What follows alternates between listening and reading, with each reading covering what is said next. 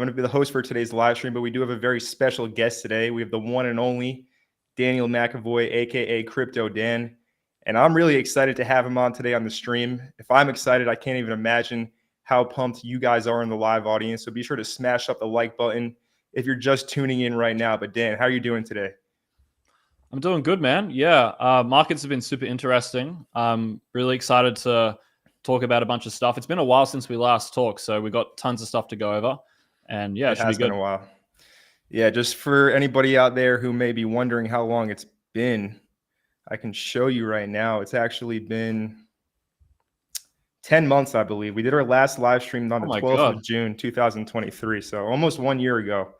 And a lot has changed in the entire market. So yeah, we're going to have a great discussion today, a lot to talk about. Now, Dan, I know who you are. I know what you've done in this industry. I know, how successful you've been, and how people kind of look up to you because you've created so many resources and you're a wealth of information. But just for anybody out there who may not be familiar with you and who you are, can you just give a brief introduction just about yourself and in the crypto industry? Yeah, sure. Sounds good. So, yeah, my name's Daniel McEvoy, Crypto Dan on Twitter, and it's just Daniel McEvoy on YouTube. I've been in crypto since December 2017. And so it's been about, 6 years, roughly. I started with about 5K, currently at, 6 mil-ish, roughly. It obviously volatile, fluctuates with the market. So done pretty well. That's by the age of 24. And I pretty much focus mostly on long-term investing, airdrop farming, mostly like automation stuff, because I don't actually airdrop farm myself. And I do quite a bit of pre-sales, not from like a KOL perspective. I'm not like getting in a pre-sale and shilling it to my audience, more so just from network and some close friends who run some syndicates. And I've worked with some of the biggest guys in the business space. You see on Twitter, I mentioned I worked in Hustle's Uni with Tate. I work with Luke Belmer in his Gem Hunters crypto group. And I also do some work with Aman Gadzi, teaching guys in Gents Crick. He's one of his groups called Gents Cricket Club, which is like the NFT collection, right? It's like an NFT. It's not anymore, but it was a NFT collection. It's now like a Web2 men's networking group. But it's just like all these different things is just to say that like for the guy in that side of the world who people go to for crypto, it's sort of me. So cool. Yeah, that's a bit of an intro on me. I'm just on Twitter and YouTube, and I just do all this stuff full time now. So pretty much. Awesome, man. Yeah, and I mean, yeah, it's very impressive what you've accomplished in the time span that you have. I actually turned 27 years old not too long ago, but I'm aiming to get to the level where you're at now, and I'm on the path to. So it's great to have you here that we can have this discussion. Now, you said you got into crypto in 2017 with like $5,000 to your name. You started with that amount. Can you just walk us through? You don't have to tell us every little detail about how you came up from nothing, basically, but can you just walk us through that journey, like how it looked, what moves you made, just so people out there who might be starting in a similar position have some kind of reference or framework in their head? Yeah, so I didn't make money for like 2.5 years, but I pretty much got in right at the top. December 2017, I saw an article about Bitcoin just hit 20K. And I was like, oh, that sounds interesting. Didn't read it, just kept scrolling. I think a week later, I saw like Tron up 800%, Cardano up 600, and Verge up 500. That article got me. I clicked on it, went to Tron. Tron really appealed to me because I'm a bit of a sci-fi guy and I liked the movie Tron. I was like, oh, cool. This is like a coin about the movie, sort of. Same marketing, same everything. So that was like my entry to crypto. And I think beyond that, my interest has stayed because I'm really interested in psychology, and markets are all about psychology. And I also like the idea of investing is really fun. I like everything behind investing, and that's sort of what's kept me in the market. I never really was a fundamentals guy. I don't really care about the tech. I'm not here to change the world or to really try to support these things that are trying to change the world. I'm just here because I'm passionate about investing and I like understanding things in this industry. And so I'm purely just here to try to make money and learn and to teach other people. So that was what got me into crypto. It was Tron. Didn't make money for 2.5 years. I lost like 95% of the money I put in. I actually put in more than 5K, but at the beginning of the 2020 bull run, I had 5K. That's what I managed to get. Mhm. But I started with like 10K. I think from 2017 till 2019, I put in maybe like 5K more. So I think it was like 15K total, Okay. but I lost like pretty much all of it. And I had no idea what I was doing. But Right. it was good because the earlier you start, the earlier you make money. You have to go through a couple market cycles before you can really do well. I agree with So I that. think it's just part of the journey, really. Yeah. So what changed? How did you start making money? Did the bull run in 2021 just kind of being there in the bear market and then it shifted into a bull market? That's how you started to have success? Like, what was the difference maker there? There was a lot of difference makers. I would say, to summarize it, it's just about learning what not to do. In markets, if you just make more good decisions than bad decisions, you end up making money. So when I was investing in 2017, 2018, even like 2019, I didn't really know what I was doing. I was learning a lot, but I still didn't understand enough to the point where I was making less mistakes than good Mhm. decisions. I was still fucking up a lot of the time. And I think just eventually, after a few years, you've made all the mistakes. You've been burnt enough times that when any future scenarios come up where you have to make a decision, you sort of know what not to do. And if you can just avoid all the pitfalls, all the things that wipe out your portfolio, you end up only having small losses. And then if you are able to hit a couple big wins amongst some small losses, that's where you're in profitability. It's never about not making mistakes. It's never about not losing money. It's about avoiding all the account wipeouts, right? If you can stop stepping on all the landmines Mhm. and you can just have a couple little things go wrong, then you're sweet. That's when you start to make money. And obviously, if it's a bull run, there's not many landmines because a lot of the time you get lucky, right? In a bear market where you would have lost money doing what you did, in a bull Mhm. market, the market Yeah, saved you. it's much more forgiving. It's much You more could forgiving. yeah. So like you might think, oh, I don't need to step on these landmines that Daniel did. I can just make money because it's a bull. Like I'm in a bull run. I'm making money. I'm a genius. No, the market is just very forgiving. And Mhm. when it comes to the bear market, very different story. No, I wholeheartedly agree with you. And the point you made about making the good decisions versus the bad decisions, I mean, over the past year, that's been my experience, right? Like I did okay in 2021, but I was big in Luna and I got wrecked in the Luna crash. And yeah, I mean, I just never left. I stuck around. I continued to learn. And, this time I really positioned myself heavily last year in 2023. And I made a lot of good decisions to enter into the market then. And it's kind of carried everything, right? So I 100% agree with you. There's definitely pitfalls and things to avoid even in a bull run, but for the most part, as long as you are doing at least some due diligence, some proper research, you should be avoiding all the rug pulls and outright complete scams out there. But there's just an abundance of opportunity left, right, and center to make some big wins in this market. So yeah, I mean, thanks for sharing that, and I'm sure a lot of people can relate to that story. I know I can, right? Because Mm. Mm. that's just the cycle of the crypto market as a speculator. Everybody has to go through the lessons and the trials and tribulations, but some people do have it easier where they just join at the right time and they have some huge wins and they make their money and they leave. But for the most part, you will have to go through those learning lessons. Awesome. Yeah. So just to kind of shift the conversation now, you said you're big into airdrop farming. And I know the live stream or the video that we did last year in 2023, we spent most of the time talking about airdrops and, farming. At that time, the Blur airdrop had passed a few months prior. Now, I know you did really well in that. I also got that airdrop. But now you say you're only doing automation. And I mean, I know what you're referencing to. You're referencing to, of course, Farmbase Pro. But can you just kind of walk through your evolvement, how you've evolved from being an airdrop farmer, doing it all manually to, creating an automation software, and just kind of walk us through the entire story of Farmbase Pro and how it came to be? Yeah. So I would say the first big airdrop farming win I had was Blur. Basically, Blur was a airdrop for people who use the platform. Obviously, Blur is a NFT like exchange. Marketplace, yeah. At the point, it was just a marketplace. You just buy and sell NFTs. So all you have to do was just mostly it was actually like bidding. So you just have to like bid on NFTs, and the process of bidding, you accumulate points, and then obviously you have a bunch of points, you make a bunch of money.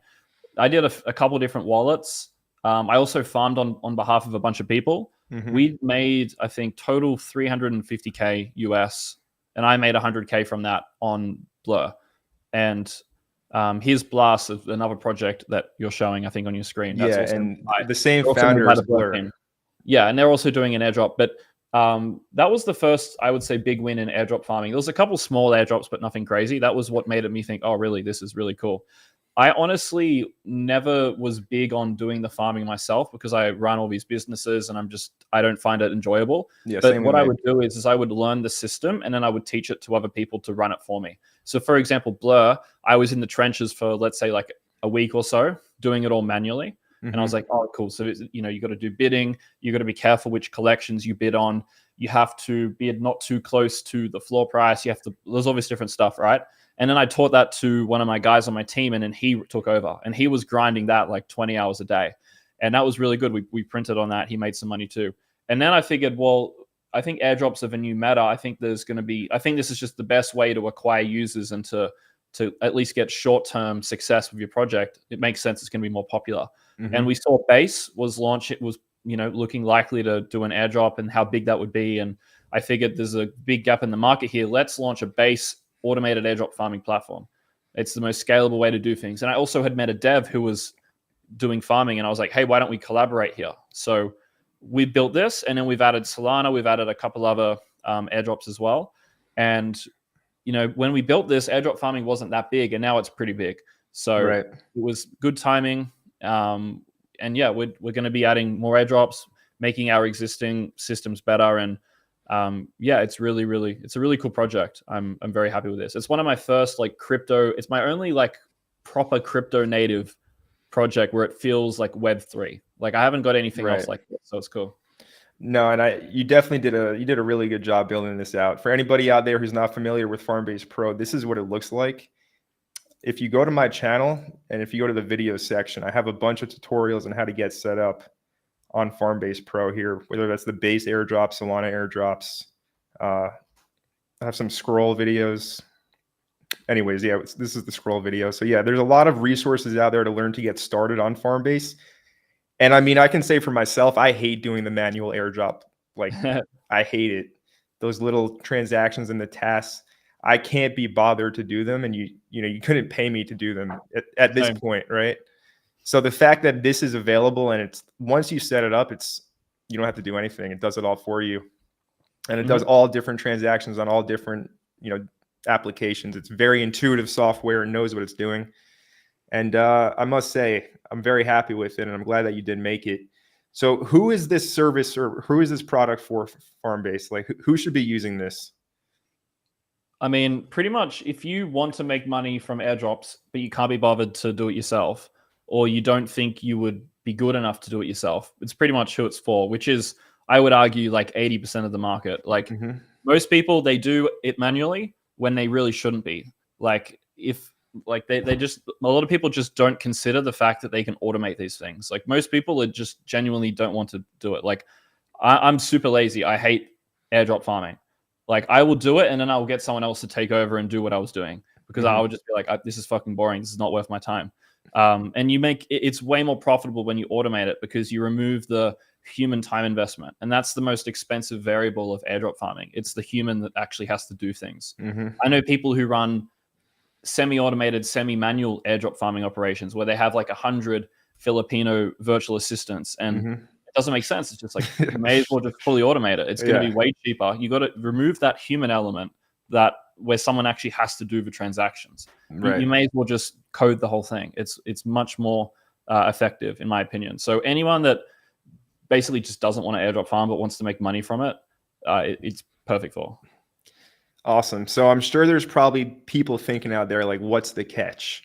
So what risks are associated with this platform? Are there any risks? And I will say, obviously, like we do have to deposit, say, Ethereum or Solana into the platform. So there's a degree of trust here, 100%. But I will say right now that I don't expect Dan to run away with my ETH or Solana. But can you just take us through any risks that might be associated with Farmbase that people might be thinking about? I would say the lowest risk would be you hold ETH or Solana, and if ETH or Solana goes down in price, you would obviously lose value there. Another risk would be sometimes we do swaps from ETH to stables. So let's say there's a swap from ETH to USDC for 3 days. ETH goes up 30%, and then we swap back to USDC to ETH. You would lose the amount of ETH that you have. You still get the same amount of money, you just have less ETH in that instance. But also on the flip side, we might swap to USDC before it crashes. So it's not necessarily, it's sort of equally weighted there. Just general market movements, basically. Yep. There's also risks of spending money on farming. So if you do, let's say, scroll, I think we have to bridge. I think there's a more expensive bridging transaction there. With base, it's super cheap. You'll barely spend anything on base, but I think maybe scroll might be more expensive. Solana, there's risks in the form of transactions not going through, like the chain's like half broken, and that's not something we can fix. So like it depends. Solana might fuck itself and be broken for a while. So that's another risk. You might not qualify because transactions are fucked. And then the last risk, which is the most significant risk, but I would say is the lowest probability, is the fact that you actually have to deposit money into a wallet, which a service has access to and can move funds, right? For you to have the process automated, there has to be a third party that can do transactions within your wallet. So obviously, if you're using a platform which you don't trust, then they could move the money out. They could rug. Me, the main developer, so we have the two main guys behind this. We're both doxed, fully doxed. Like you can see us online. We're not like anonymous people behind a project. A lot of people, like crypto's big on being anon, because most projects rug and they don't want to obviously get taken to court. They'd rather launch it anon, scam people, and then they have no problems. When you're doxed, it's a bit of a different story. You can come after me, you can sue me if anything goes wrong. You know, I'm like a real person. I'll send you my address. Come deliver the papers. Like it's just like it's a bit of a different situation. Risk. I mean, there's also risks of getting hacked, I guess, if the platform gets hacked. I know my main dev has incredibly good systems for security. I'm not a security guy, but he's been managing that, and I've had a look, and it's very impressive. So that's another thing, I guess, getting hacked. But I mean, with everything in crypto, there's risks. If you provide liquidity to a pool on Uniswap, the project can take all the liquidity. They can just infinite print their token and then rug the pool. You know, your money in a liquidity pool is not your money. You're trusting that the money stays there. So people will happily lend their money for a yield on Uniswap, never complain.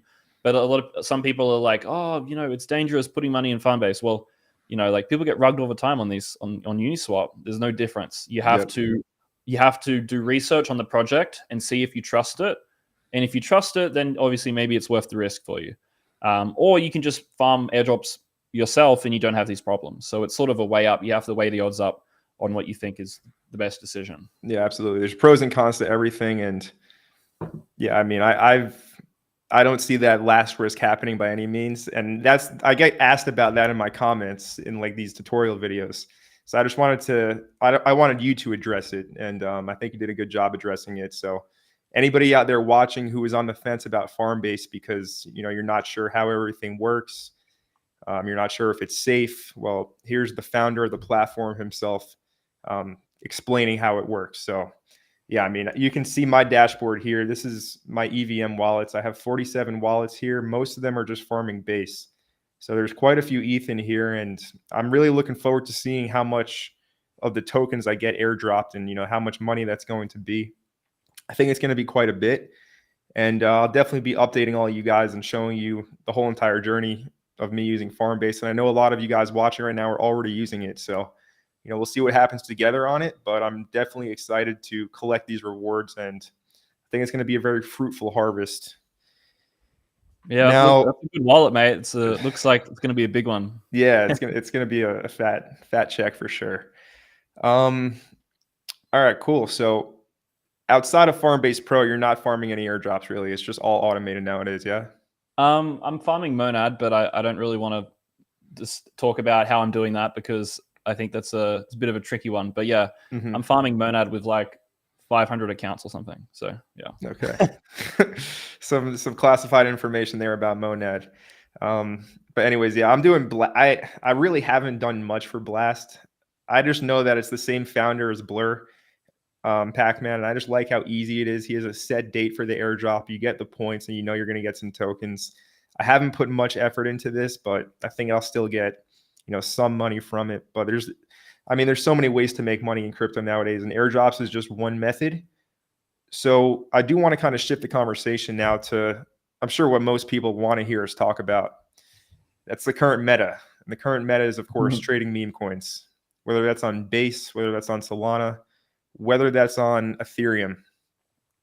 I'm pretty sure meme coins have been the highest ROI sector of the crypto market this year, and I really don't see that changing. Now, you've also had some huge wins on meme coins. I know Toshi is one that you called really early. And before you kind of chime in, I just want to say that I remember when you made your Toshi video, it was late last year in 2023. And I remember the market cap was at like a $2 million market cap. And at the time, I was way more focused on like the high quality fundamental altcoins, AI coins, gaming, stuff like that. And I wasn't too sold on memes yet.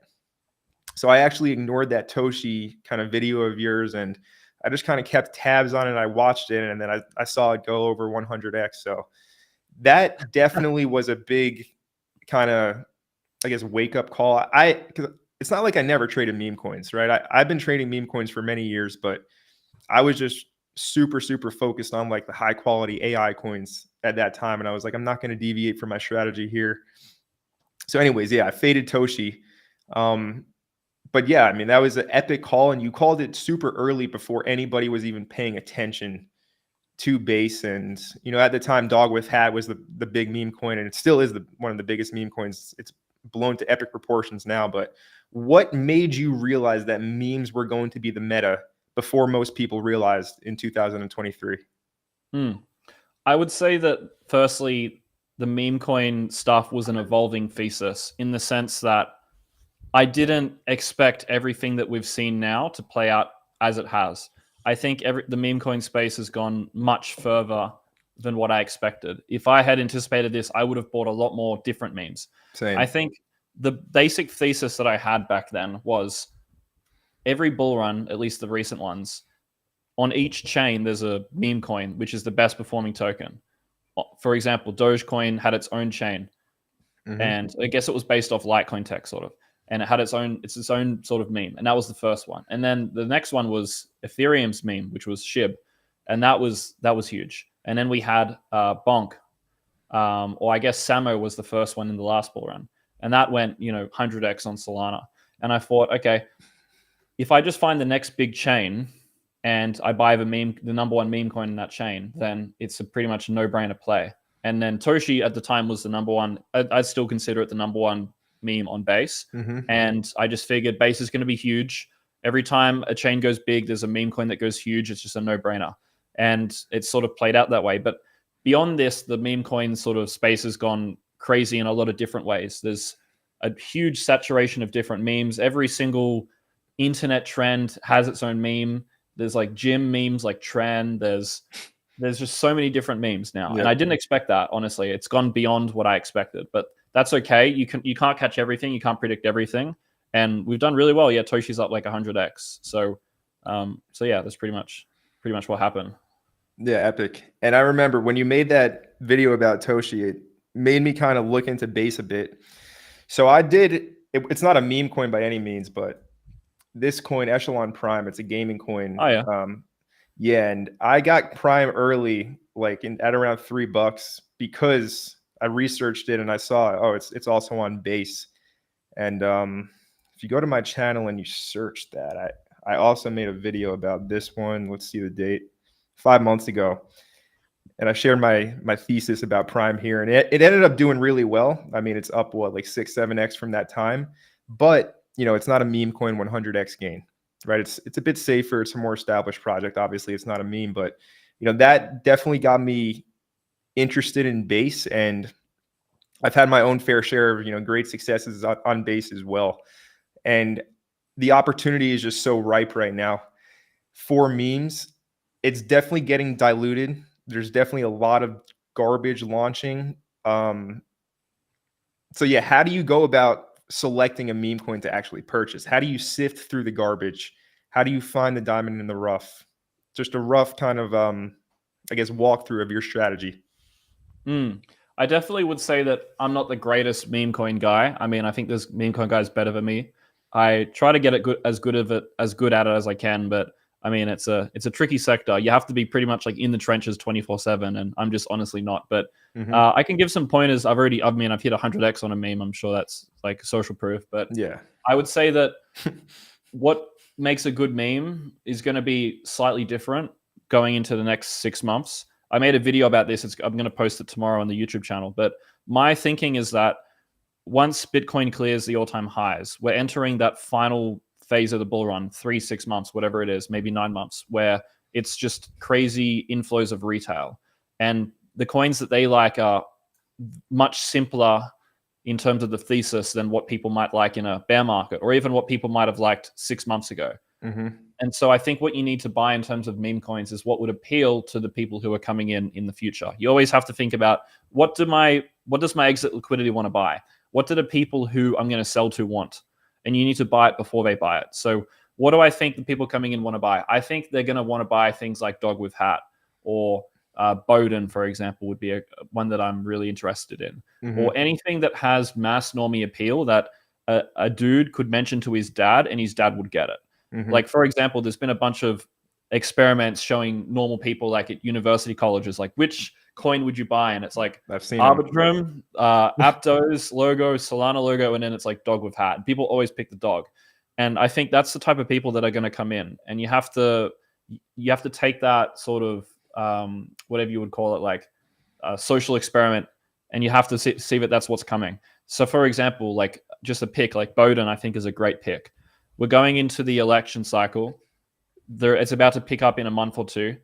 Bowden is the winning political meme, and I think for good reason it is. I think it will continue to be. I was buying this one a few days ago. We're up like, I don't know, it's up like, the chart looks awesome. Really strong. Yeah, really good chart. So basically, in a couple months, right, for 6 months, it's going to be crazy, non-stop talk about politics in America, all around the world. And all everyone's going to talk about is Biden and Trump. And I think Bowden has really strong normie appeal in terms of the name Bowden. It's like, it's catchy. It makes sense. It's like, I start calling him Bowden instead of Biden. It's easier off the tongue. Right. It's become his actual name for me. And I think the meme, the image is just perfect.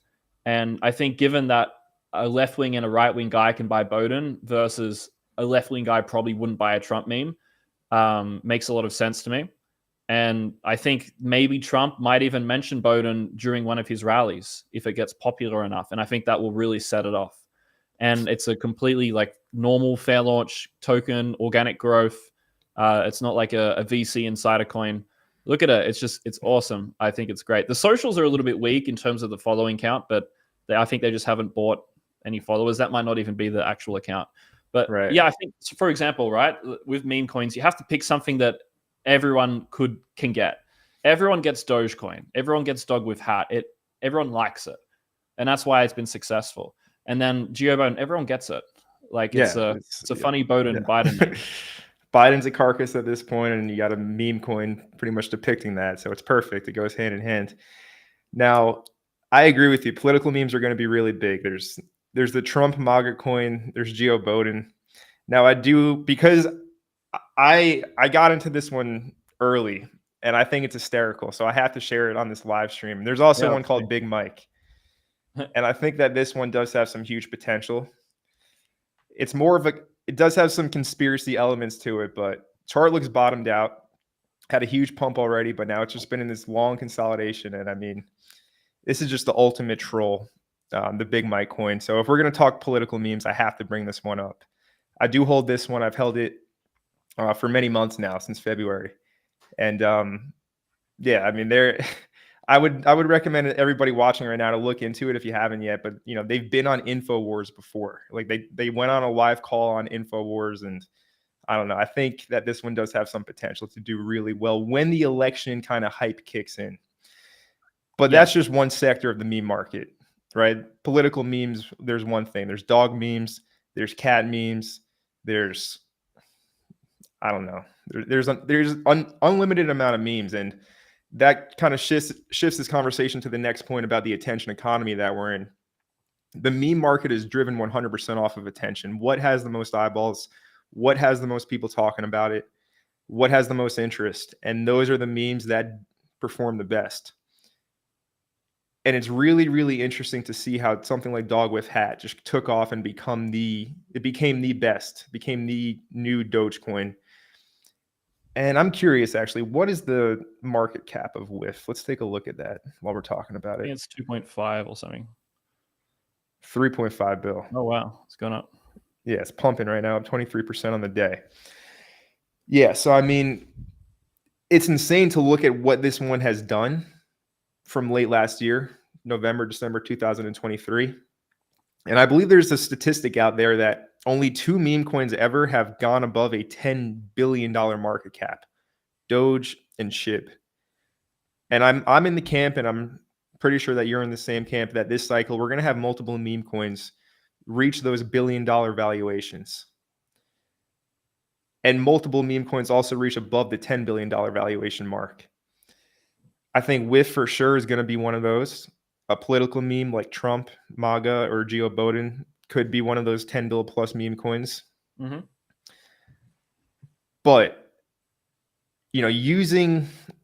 so here's my take on memes.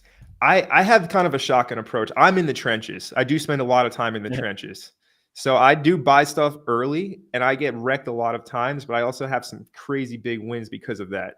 And the winners always balance out the losers, and the winners cover the losers. So there's different approaches to take, right? I think you have a different strategy in the sense that you're kind of more taken aback, where you're just looking at things from a distance. And when you see something that's more established and it has a bigger pullback, that's when you prefer to take your entry.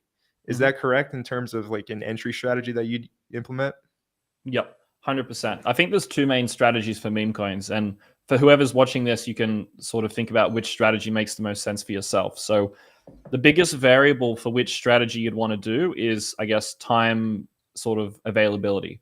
If you're busy building businesses, or you just don't want to put a ton of time in the crypto, then my strategy makes more sense. If you've got heaps of time and you want to get in the trenches and try to catch those 1000x's early, like for example, Bowden was once a 20,000 market cap coin. That would have made you millions if you got it early enough.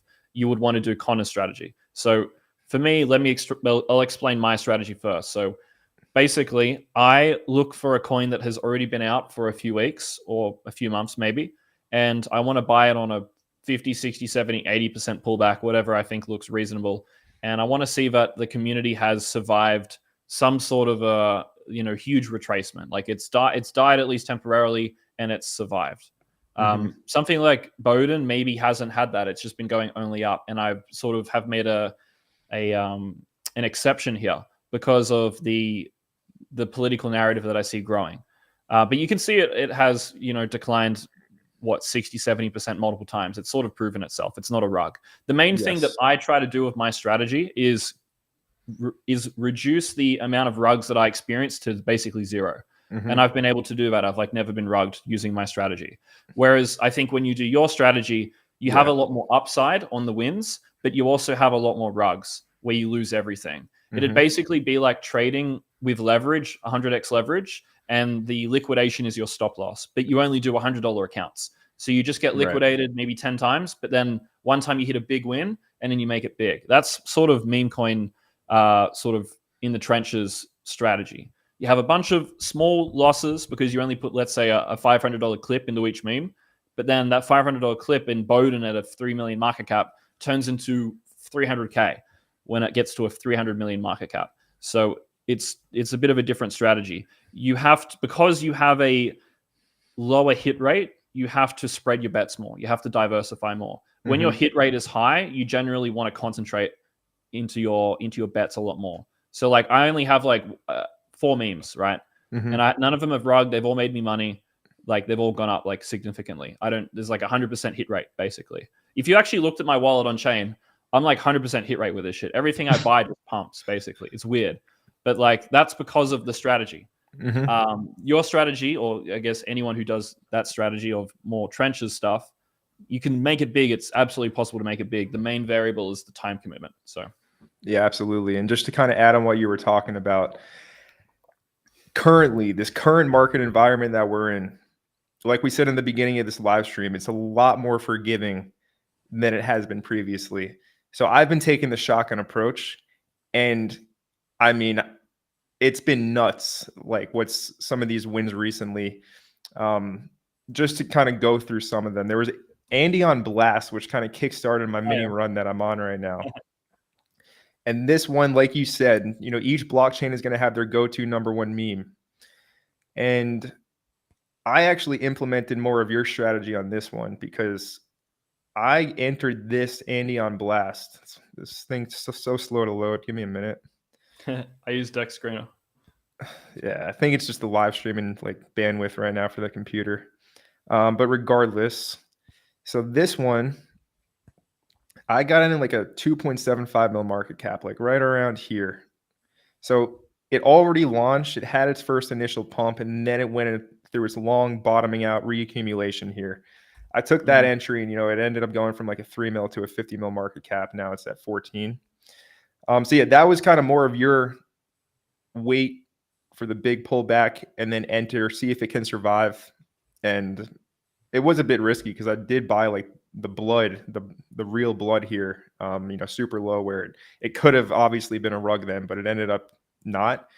And real quick, while we're talking about Andy, I don't know if you are aware of the Andy on ETH, but what's your take on that whole situation with Andy on ETH, Andy on Blast, Andy on Base, the dilution that's happening with these Matt Fury Boys Club comics? How do you think this is all going to play out? It's hard to say. I think there's always the first mover, and then there's the copycats. I try to stick to the first mover. I try to avoid the copycats. I don't like buying the derivatives of things. I like buying the main asset. It's just how I like to play things. I find going too much to the derivative of a main sort of trend is a little bit more gambling, and it's not really my style. I would say that you can build a thesis around, this comic series. There's like 5 different comics that you could buy. My only concern is that there's a lot of dilution. Obviously, there's an Andy on like every chain, and there's no established winner yet. See how there's a high risk of you picking the wrong one. Whereas you buy the main Pepe, it's the Pepe. There's no risk there. It's sort of like you can enter with size, and there's no problems. The other risk is that there's no sort of meme behind Andy. Like no one cares about Andy. People care about Pepe. It's piggybacking off of Pepe. If you're buying a meme to sell it to mass normie inflows, they only know about Pepe. They don't give a fuck about Andy or Hoppy or any of these Bird other Dog. ones. They don't care about it. They care about Dog with Hat, Pepe, Bowden. These are the ones that are going to get to that 5, 10, 20 billion market cap. So you can obviously make money on these derivative projects, but you're selling it to a different person. Your exit liquidity is not normies. Your exit liquidity is people trying to find exit liquidity from normies, right? So I would be selling Andy much earlier, those sort of derivative projects, than I would these other ones, because you have to front run the front runners. It's sort of because you're not going to get that exit liquidity that you want, because they don't care. They don't really care about Andy. It's Pepe. So that's sort of my take. And you can see Pepe looks quite nice here. I think it's one of the only memes, or one of the only coins that's reclaimed a 200 MA, which is a sign of strength. So something like Pepe, it's at a 3 billion market cap. That could easily get to 10, 20 billion in this bull if we get a further meme cycle. I agree with you. I think Pepe is going to be one of those destined memes to cross that $10 billion mark. And I mean, from a chart perspective, you have that perfect bounce off of the 100 simple daily moving average here. How's the volume? I'm curious. I got to go to a different chart. True. Let's go to Kraken's not the best exchange, but it's coming back in. Anyways, it's super strong recovery. And just real quick, I mean, I see this happen all the time from a technical perspective. I'm not sure if, I know you do use TA, but I'm not sure like you're a crazy TA person, but not like I don't use it like you're using it in this. Yeah. Just real quick, we're going to see this a lot in this bull run because it just happens all the time, and you'll see the pattern play out. No matter how you want to look at it, whether you have a diagonal trend line or a horizontal level, basically what happens all the time in a bull run is we get these significant dumps, these significant pullbacks. And this is just kind of to address market psychology, especially for newer people in crypto, because I know they sell out of emotions. The market makers are always going to have a technical breakdown and make you think that the whole bullish trend is lost. You know, for example, here on the daily time frame, you break the daily trend line, you lose this level over here, this horizontal level, you spend several days below it. A lot of people probably sold their Pepe here because they're like, oh man, it's looking super weak, huge red candles. Now it's just kind of going sideways here. It's probably going to go further. So a lot of people act out of emotion and they sell the technical breakdown, but usually in a bull run, until the bullish trend shifts, it's always a fake out. One example actually I want to show is OXO. Because OXO did this perfectly. And this is one of these altcoins that I was holding. I held it basically throughout this entire consolidation for many months. And what happened here with OXO was, no matter how you want to look at it, basically it broke this kind of horizontal support level. And I know that a lot of people got shaken out because it broke the level and they thought it was going to drop out of this huge consolidation, but that ended up being the launch pad to push it higher. I'm just bringing this up because I know there's a lot of people that don't use TA and they see the red candles and they see a breakdown and they sell out of emotions. And I think that's just super important to understand that these markers are heavily manipulated, right? There's people pulling strings and, you know, making the chart move the way it is. And I've just seen the pattern too many times at this point of a fake breakdown, making the bulls, you know, feel like all the technical levels have been broken and then they send it. So yeah, I just wanted to bring that up because I saw it on the Pepe chart and I just know people get affected by it and I know they sell out of emotion. So yeah, anyways, back to kind of meme coins. So yeah, and that's also the beauty of meme coins, in my opinion. The price action's a lot more pure and organic and it's easier. So for example, like Toshi, it's had like 40 to 60% declines since I entered. And I've told everyone, just buy a 60% decline. And every time it went down, we bidded and then it went to new highs. Very simple. None of this like confusing fake out stuff. I think that's one of the beauty of like at least a lot of meme coins, not all of them. The price action is so much easier to follow. Like Toshi's like such an easy chart to buy and sell. There's no like big fake out sort of thing that happens, at least from what I can tell. And another thing that I like to do on charts like Toshi is I draw like the bullish shove pattern, and that really helps me find entries as well. And you can see that Toshi is just a series of bullish shove forks, and it just going to new highs after each one. It's one of my favorite tools to use. That's just kind of a diagonal bullish trendline break, that one. Yeah, it's like the lower highs trend line break and then another series of lower highs trend line. Okay, so this would be one here before this massive breakout to the upside. Yeah, sort of, but like I would have drawn before that, the first time it hit that level. But if you want to share your screen, you can do it. Yeah, you should be able to. I can stop sharing too. Cool. Can you see my screen? There you go. Yeah, you're on. So like there's a bunch of mess on this chart. Let me clean my room. There we go. It's better. So like if I went to the 4 hour on Solana's does it nice as well. Maybe daily is better.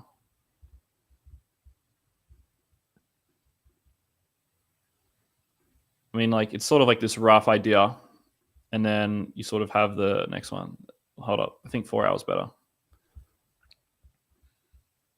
It's just essentially bullish trendline breaks to the upside, it appears. Yeah, and I just draw these all the time, and it's just like really easy. It's just a really easy way to tell you if the market's strong or not. So for example, I draw them too. I definitely use the same. There was one here, and then it broke out, but then it closed below, and it was showing you that it was a fake out, and then obviously the market dumped. So it showed you that weakness was beginning to come in. But throughout this entire uptrend, it was basically just a series of like these sort of bullish shove patterns. But anyway, that's just what I like to look out for, mostly on meme coins, mostly. But yeah, the market's very manipulated, especially if there's like a VC project and they hire a market maker and it's a shit market maker and they just like fucking with the chart. Yeah. Like, definitely. No, that's definitely a huge case. And actually in our live stream we did last year, you were talking about that. At that point in time, I was still invested in a lot of older coins, and I definitely shifted my strategy after we had that conversation in that video. And I have been primarily focused on the new coins that just launched, say, in this bear market or just launched recently in the bull run. And objectively speaking, right, not subjective, objectively speaking, you can look at the old coins that are controlled by the VCs, controlled by the market makers, that have years of price action history on their chart. They all underperform the new coins. So, I mean, anybody out there, obviously, that's not to say some of these old coins won't pump. But the real opportunity lies in the new coins that have fair distribution. For example, Caspa, I think, is the most obvious example. You know, being the best performer in the bear market, no market makers or no VCs, pure fair launch, proof of work coin, and it basically went up only for over a year straight because there was no predatory VCs there to keep on dumping their essentially free tokens on retail. BitTensor Tau is another one that hasn't performed to the same length as Caspa, but still done really well. Another fair launch proof of work coin. So to anybody out there who's still in those kind of old boomer coins, I would say to shift your focus. And yeah, Dan, I'm pretty sure you still feel the same way about that, right? Like you're totally involved now in either a meme coin or a brand new kind of project, right? I mean, like for me, my portfolio is just like Bitcoin, ETH, Solana, or meme coins. Like I don't really own anything else. I mean, I've got a bunch of like VC stuff, which is more like normal projects. Like for example, Monad, or there's like some projects launching on Base that I've got allocations to. Like I'll do the VC game. Like like that's where the edge is, right? Right. Buying the liquid VC tokens is not my edge. Like you have to think about what is your edge as an investor. There's billions of dollars of outflows waiting to exit or already exiting these VC tokens versus a fair launch meme coin where they're prioritizing the holders. And this is actually something I talk about in a course that I made. I have like a fundamental 14 of like the 14 main things I look for in a token. And tokenomics is one of the topics. And the question that I tell people to ask themselves about each project they look at is like, who is being prioritized to make money in this project? And if you look at most of the VC coins, the person that is put on top is the founders. And then the next person is the VCs. They're like, there's like a hierarchy of who's prioritized. I've seen your sketch of this with like the bird sitting on that wooden thing and the whole pyramid. Yeah, I know exactly what you're talking about here. Yeah, it ties back into that too. So you have to ask yourself, like, who's being prioritized here? Obviously, you can still make money on a coin that prioritizes someone who isn't you. For example, you could buy Celestia, which is obviously a VC coin, or Aptos before it pumped. But I think just as a general rule of thumb to make crypto easier for you, just only buy tokens that prioritize you. And it would be like same as dating, right? Imagine you're a white German dude and you're trying to date other, let's say like girls from Germany. And then maybe you go to Latin America and you realize, oh shit, they actually like me way better here. Like there's this a thing with Germans and Latin girls. Maybe go where it's sort of easier for you, where you can, where you don't, it's not so difficult for you. Like if the end result is the same, may as well make it easier to get to that end result. 100%. And that's why I just basically just focus on things that can do multi-cycle outperformance. So Bitcoin, ETH, Solana, maybe not as much ETH, to be honest. And then new shit that pumps the most. Yeah. So basically you're saying to be like water and take the path of least resistance. Just don't try and fight against the current. And, you know, the VC game, unless you're an insider getting the early deals, you know, for retail, usually you're going to get a short end of the stick. So yeah, that's why we are in my kind of view, a meme coin super cycle here because of these exact reasons, because it's fair game for retail and they have the opportunity to get into things on the ground level that normally they just wouldn't have that opportunity. So the market has changed drastically this bull run compared to the ones of the past. You know, in the past, it was all about the solid utility fundamental coins. And those are still going to do really well. We've already seen many do extremely well if it's in a bullish narrative like artificial intelligence. Some real world asset projects have done, you know, really good performances too. But yeah, I mean, memes are definitely like, I don't think anybody is ready for for what's going to come here in this bull market. I think a lot of people are underestimating how high they can actually go. And I'm here for it, man. I'm really excited to capitalize on a lot of this stuff. Mm-hmm.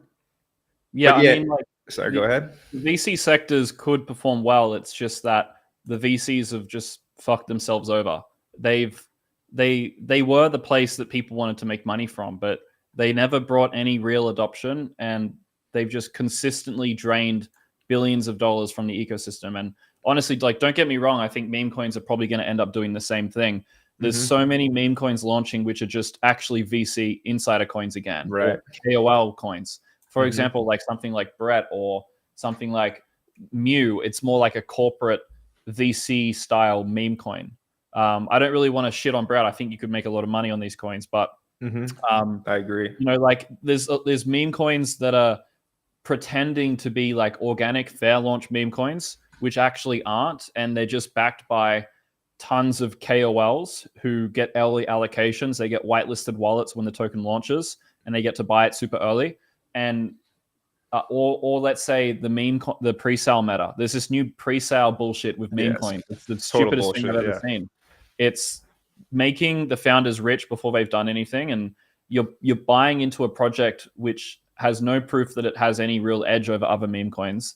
And the problem with pre-sales is it sucks up all the liquidity that was going to bid meme coins, right? I talk about this in one of my videos. Each time money moves, there's profit taken from that move, right? It's like tax, right? Each time a business buys or sells something, or each time that money moves, it's taxed like 20-30%. Yep. So every time someone sends money to a pre-sale or buys a token or does something, there's an amount of that money which is taken out of crypto. And so you have to think about what percent of the money that goes into a pre-sale is then put back into tokens. It's not much. I guarantee you the dude who raised $1 million from a meme coin isn't putting that all back into the meme market. He's taken that shit to his bank account and he's buying a Lamborghini, right? The founders of projects, they're business owners. They're not speculators. They're people who make the money from launching the coin. They don't put that shit back into the market. So you send 10 million to a pre-sale, that's 10 million or maybe 8 million less dollars that was bidding memes, that's now bought a bunch of Lamborghinis or bought a fucking yacht party in Dubai, right? So each move of money is super bearish. So when you see this narrative pop up of $100 million of liquidity getting sucked out to some bullshit, that's the beginning of the end. And that's when the top of the base season was. It was after this meme coin meta, right? The market just cannot sustain having its bids of these meme coins getting taken out of the market. So yeah, you have to be super careful with that stuff. Yeah, man. Really good points you brought up there. It's insane because, you know, people, they chase meme coin pumps like a crack addict chases the next hit, right? They're chasing dopamine. They're chasing that cheap dopamine. And that's why these, you know, meme pre-sales have made the founders so rich, because there's so many really desperate people out there that are willing to risk large sums of capital on some just complete bullshit meme coin pre-sale because they're just so hungry to try and catch a pump, and, you know, they end up just getting burned. So I've avoided all these base pre-sales. I haven't touched one of them, and I've had no interest on touching any of these base pre-sales because, I mean, if you actually can have success just speculating on the market, you know, you don't need to go and chase all these new pre-sales. And I mean, I'm sure you're in the same boat. You know, we've been in crypto for a long time now. I also actually bought the top in 2017, right? So I've been in basically as long as you. And at this point in time, I'm pretty sure we're both so desensitized to all the bullshit out there, the garbage, the scams. And I mean, a lot of the times we can definitely see right through it. And a lot of experience and a seasoned eye helps with that. But I feel like the newer people are the ones getting wrecked on these pre-sales because they're just so desperate to hit a win. And they end up, you know, putting themselves on the chopping block and, you know, getting the guillotine. So, well, the problem is when you're new, you don't have an edge. You don't know what it feels like to be able to feel when something's a good investment. I will know a coin's good within 30 seconds, meaning that if I look at something and I don't like it immediately, I don't buy it. But when you're new, you don't have this pattern recognition system. You don't have intuition. So everything is equal. The pre-sale looks just as good as the actual good investment because you have no ability to actually even tell the difference. Right. So when you're a beginner, you're going to get completely wrecked for years because you can't tell the good between the bad. It'd be like, imagine you've never had a girlfriend before and you meet a girl and you think she's awesome, and then she ends up breaking your heart and cheating on you. And it was like, oh, I didn't know. How would I have had any idea? But then there's the guy who's 10 years older than you and was like, immediately knew she's a whore. Right. You Yep. can just tell. When you've First been glance. around the block, you can tell immediately if something is good or bad for you. In dating, in investing, in friendships, in business, you can tell a guy's a snake straight away. There's guys that I have avoided doing business with because I can just tell something's up with them. Something's funny, right? So I you have wholeheartedly agree. you have to build that intuition. And if you don't have that intuition, then you have to outsource your thinking to smart people that you can trust. If you're a beginner in crypto, you're fucked. You're not making money by yourself. Or you might make money, but you're not keeping it. The only way you have a chance is if you follow the pro, is if you copy someone who actually has the intuition. So for example, let's relate this back to a metaphor a lot of you can think about, dating.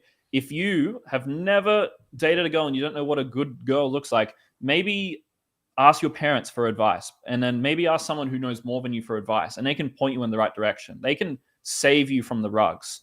You shouldn't talk to this girl. She's going to cheat on you. Okay, thanks. I won't talk to her.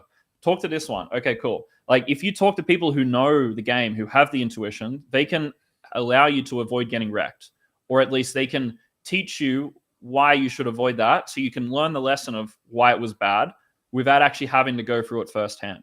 So it's either, there's two paths to make money in crypto. You either follow someone who's a pro, who's been around the block, who knows his shit, or you become the pro and you learn to recognize what's good and bad yourself.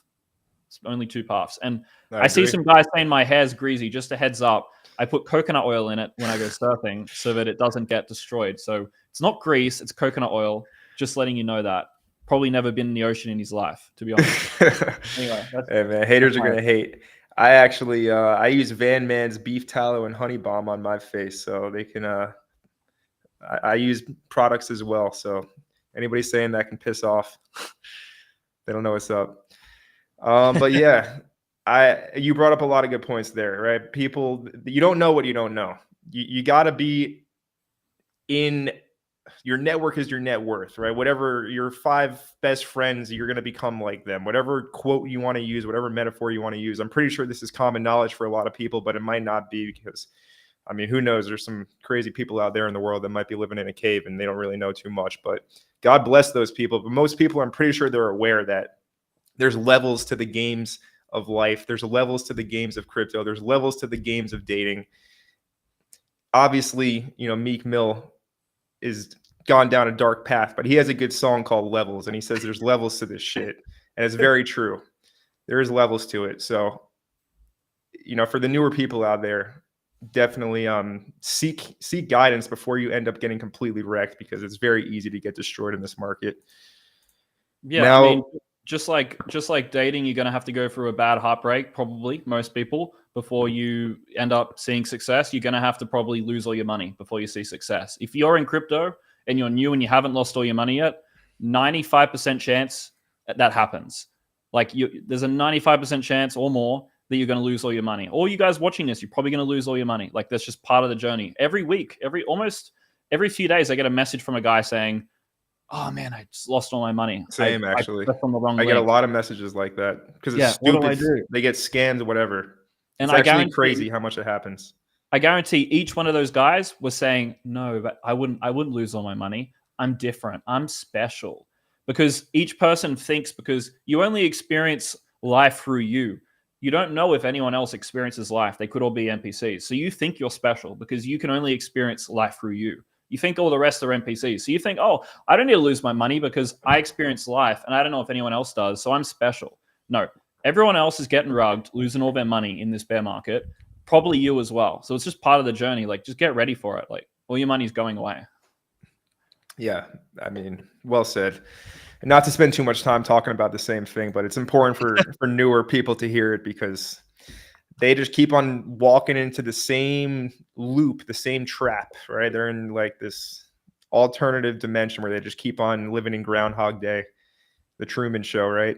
They just can't escape their own self-demise. So yeah, it takes time to learn, but you will eventually get over the hump. And the way to cut that time and, you know, fast track your success is obviously to seek out a mentor. Like, it's just like any other thing in life. You want to get good at something, you learn from somebody who's already good. And it's that's life. All right. So we covered a lot, you know, from airdrops, meme coins, some general crypto investing tips.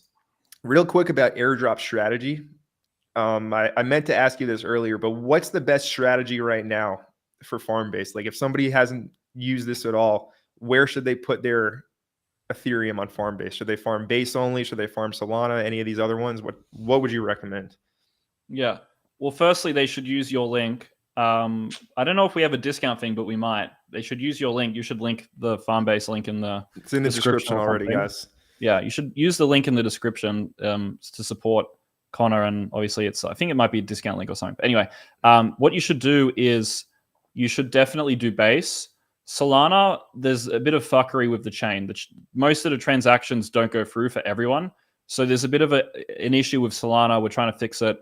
But there's only so much we can fix with failed transactions. Like, you can't fix a failed transaction when the entire chain's broken. So Solana, it's like, I think it could be profitable, but the chain's a bit broken. So there's problems there. I'd say definitely do base, definitely do scroll. Linear might be getting a little close to the airdrop date, but I think also worth doing. It's worth doing Solana, but just understand, excuse me, that the transactions are a bit fucked for a bit. You know, it's once the chains, if they can fix the chain with Fire Dancer whenever that comes out, then you know, everything's back to normal. But definitely scroll, definitely base, I would say. Cool. And I don't believe there is a discount link for my link right now, so maybe we can talk about that afterwards. And yeah, we can look into that. I don't know if that's a thing, but we can try to make it. Cool. I'm sure the community here, the Crypto Empire community, would greatly appreciate that. So that's awesome. All right. Now you're all in on memes basically, and then Bitcoin, Ethereum, Solana, you said. Pretty much. So to anybody out there who's all in these utility coins, and they're not holding any memes because they have this thought in their head that they're like, hey, I need to invest in these solid fundamental projects that are going to change the world, and meme coins are useless. And I hear this talked about all the time in like different circles, and these people say, oh, everybody who's trading meme coins, they're complete liars. They only put in $100 into each meme, and you know, they never actually make any money with them. Like, there's just so much kind of blocking yourself off from success that I see in the meme market. I think that's changing a lot because, you know, people like yourself, you know, myself as well, showing what I'm doing on YouTube and having huge success. I think a lot of people are coming around and realizing that, yeah, you can actually make real money in memes. But to anybody out there who still has that old fixed mindset of, I only should be buying the utility coins, the fundamentally solid ones that are, you know, building groundbreaking technology to change the world, and all these other buzzwords, what would you say to those people to wake them up to the fact that they're getting lapped, they're getting outperformed, and you know, they're basically getting laughed at and pointed at because they're underperforming so much at this point? What would be a wake-up call to these types of people? Well, I mean, it's just a misunderstanding of what crypto is. If you would only buy these fundamental coins if you don't understand crypto. If you understood what crypto is for what it is, you wouldn't buy them. So first of all, the problem is you don't know what crypto is. You think it's good. You think that they're changing the world. You think that they're building real technology. They're not. It's like, it's a bunch of shit being repackaged over and over again, just slightly differently. 95% of crypto is a total scam. And the 5% that's legit, most of it you can't even invest into, or it's just Bitcoin and it's a huge market cap. So like, most of this stuff is just a pig with lipstick. And I have an entire course talking about this stuff. Like, there's the way that I view markets, there's an entire like sort of context to it.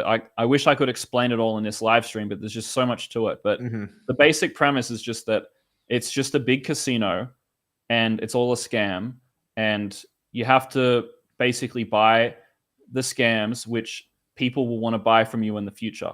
The main consideration that you need to take into account when you buy something is like future flows. That's like the number one thing. It's about, where's the money moving? in the future. That's like the main thing you need to think about.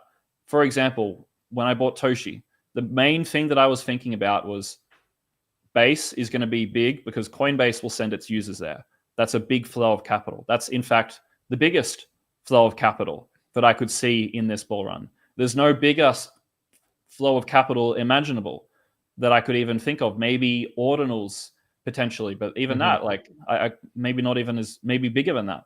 So I just identified the flow of capital, right? It's coming, all the money's coming into this casino. And then you just position yourself before the flow happens. That's like the number one thing. You can buy the wrong coin in the right sector and you'll make lots of money. Like, for example, almost every meme coin on Base went crazy. You could have bought the shit ones and they still went up. But you were in the right place at the right time. You could buy anything and make money. Even in the last bull run, like layer ones were like the hot thing in the last bull run. You could buy like even the shit layer ones and they still went up a bunch. Yep. So you're in the right place at the right time. So I think you don't even really need to look into the project so much. The main first thing you need to identify is the flow of capital. Where's the money moving? What's the big trends? For example, in the last bull run, you saw Binance launching its own chain. You could have said, Binance has every user in crypto.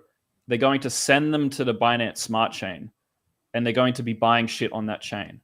You could have come up with the thesis that, okay, maybe I should buy the token of the swapping platform that they're all going to use, PancakeSwap. Okay, that's like a boom. That was a liquid 40x. It was too obvious in hindsight now that you're mentioning all this stuff, man.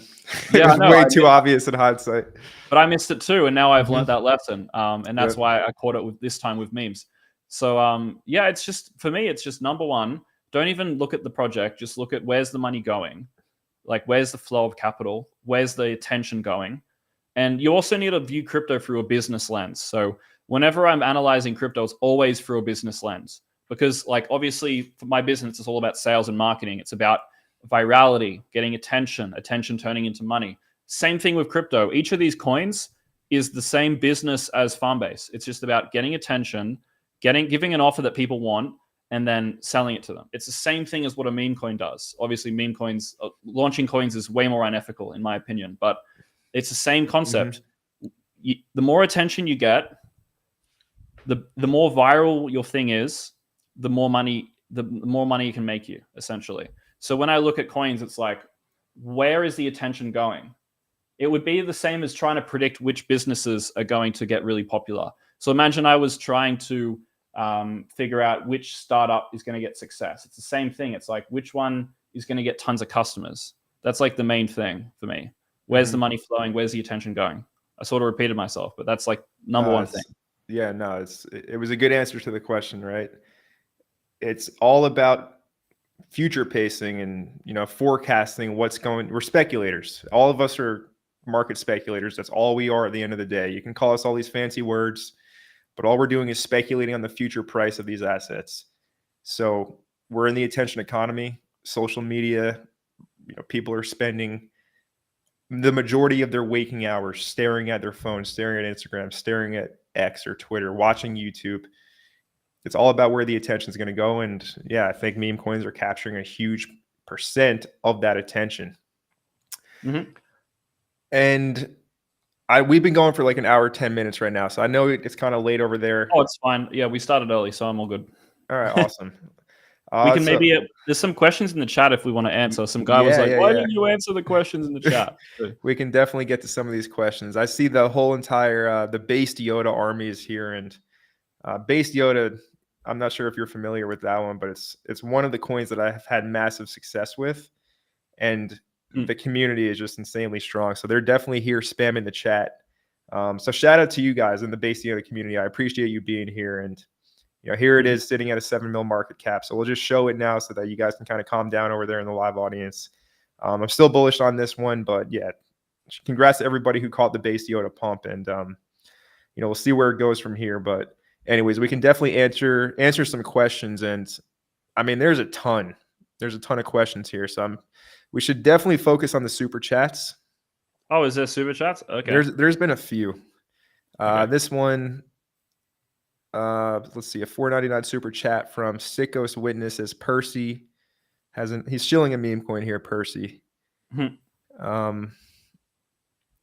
we're not going to necessarily look into some of these meme coins being shilled on the live chat. The ticker just immediately sounds terrible, so I'm not even going to look into it. This guy gave multiple chats for Percy. All right, we'll take a look at this coin, but Turkey might be like about the drug potentially. I hope not. Gonna get banned. 4 days old on base. Oh, okay. It's one of these pig coins. Look, good luck to you. I hope you make a ton of money with Percy, but I'm not going to say if I'm going to buy something like this live on air. But I appreciate the super chats, my man, and good luck to you with Percy. All the best. This one, $4.99. Talking about Boda, based Yoda. Yeah, we already talked about that one.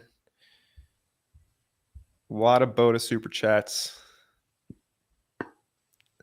All right, how about this? I do have one more question for you, and then we'll get into some of these because there's just too much to go through. So my last question that I have is, let's say that you're in the same exact position you were in say 2020. Maybe you bought the top in the last cycle.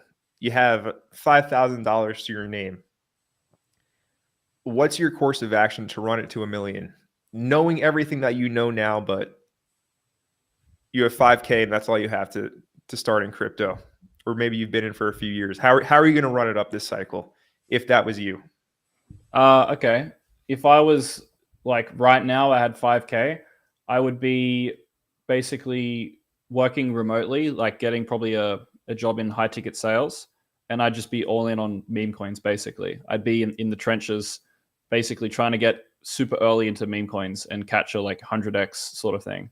I'd probably also be grinding in Monad to get the NAD roll, just for the Monad airdrop. That'll probably be like a 20, 40K airdrop alone. Just trying to grind for that roll. I'd also talk be to you about that one to learn some yeah, more about we can talk about that one. And what else would I be doing? I would be probably like very focused on networking. So I'd be like trying to build a little group of dudes in the trenches that I can just be in the trenches with and find coins with. Or I'd be probably trying to get a little bit of cash flow to join another group, just to try to like, because when you do crypto, you guys don't understand how hard crypto is without network, without like, so much of the money that I've made is just from me and my friends working together to like make money. And when I look at all the best guys in crypto and like I'm in some of these groups, I realize that it's all just an insider game. Like it's literally just the best dudes all hanging out, taking all the dudes' money who don't have a group. They're all doing crypto alone. Like that's literally the entire game. It's just insiders working together to take money from outsiders. Right. And even at the highest levels. Yep. Even at the highest levels. So if you're not an insider, you're an outsider and you're playing the game on extreme hard mode. So like if I had no money, no connections, I'd be trying to stop being an outsider and I'd be trying to become an insider. I'd be trying to like network. So like it's genuinely impossible to comprehend how fucked most people have it without having that network. Like it is so much harder to make money. Like I remember back when even like 3 years ago, like my network wasn't that great. Same and I as me. still did well. But like, I think how much better I would have gone if I just had a few guys who specialized in a couple other sectors. Like I missed so many opportunities. Like imagine I had a guy who was specializing in Binance Smart Chain. I would have caught PancakeSwap 40x. Imagine I had a guy focused on meme coins then. I could have got SHIB. So many missed opportunities because of just the things that I wasn't able to find, which I could have found. Like the guys that I've met now in the last cycle caught these things because they had the network. And I'm like, fuck, if only I like were friends with these guys. So I'd be doing 4 things. I'd be grinding for Monad NAD roll. I'd be in the meme coin trenches, not doing anything else. I'd be working a high ticket sales job remote. So for cash flow, making 10K a month, whatever. And then I'd be trying to network. That's pretty much it. Simple answer. And I think you covered all bases. Get your What about cash you? flow right. I would be pretty similar. I mean, I would find a way to get income, right? Because you need money coming in. Without money coming in, you're up shit's creek without a paddle, basically. So you need income, whether it's a high ticket sales job, whether that's a normal sales job working for a regular company. Obviously, that's going to eat more of your time if you're not doing it remote. Anyway, you just need to figure out a way to get money in your bank account, so that you can actually go ahead and, live stress-free and cover your basic expenses. And then from there, I would also be, in the trenches. I would be in the meme coin casino. There's no other opportunity that exists on earth like what we have right now. And I think that this is going to be like the last cycle where we have this abundance of opportunities just because of regulations that are going to come in afterwards. I think this is my own speculation, but I don't see the freedom that we have now lasting for like another 4 years. So I would strike while the iron is hot, and I would be, balls deep in the shitcoin trenches, 100%. And I mean, not just to, sorry, go ahead. Yeah. I was going to say, not to just, piggyback off of your answer, but you hit it perfectly, right? You need a network. You need people with a brain and eyeballs that can research like you're researching. You can't just be a one-man army.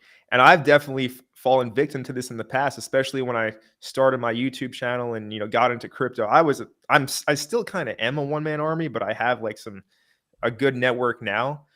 But yeah, I definitely one-man armied it way too much in the beginning. And like you said, I missed so much stuff. And yeah, it was a big kind of mistake. You need to get involved with people that are basically, either doing better than you or just as hungry as you to succeed and willing to work hard and sacrifice and put in the hours to get good, right? Like it's amazing what can happen when you join forces with, people that actually know what's going on. So yeah, for example, like each person has a certain amount of alpha that they can extract from a bull run. You have a certain amount that you can get, and it only can scale so far, your alpha. Like with the amount of capital that you have, there's only so much you can extract from a bull run. And I've realized this, like I'm always trying to find opportunities, but I'm hitting like this max capacity because all these people want me to tell them what to do.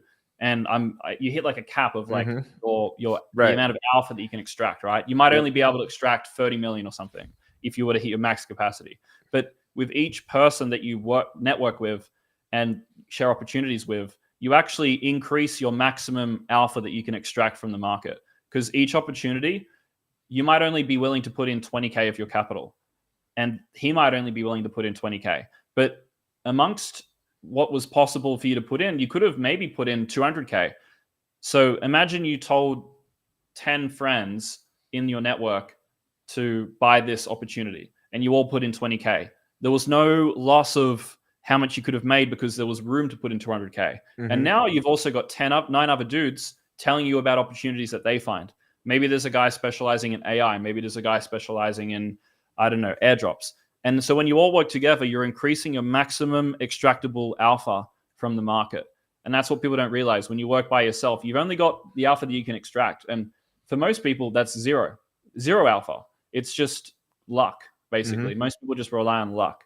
And there's a question here about how do you weed out scam coins from legit meme coins? The main thing for me is just time. So if a meme coin has existed for a day, very high chance, 80, 90% that it rugs, right? I said before, every base meme went up, but I'm not referring to buying a coin that came out a day ago. I'm referring to like the coin's been out for a couple weeks. Everything was pumping past that point. So the first thing is time. If a coin has existed for an hour, probably a rug. If it's existed for a month and it still looks fine, very unlikely to be a rug. Another thing you can look out for is the type of people backing it. So there's this one guy on Twitter called Sisypheus. I've recently done a couple KOL things. I haven't done it before. And I see him in all these different KOL groups. He's in every single fucking pre-sale in the world. Let's just pull him up on the screen so people know how to avoid him. He's like the man whore of the crypto KOL world. He's in every single deal. The first guy here. It looks like I'm following him.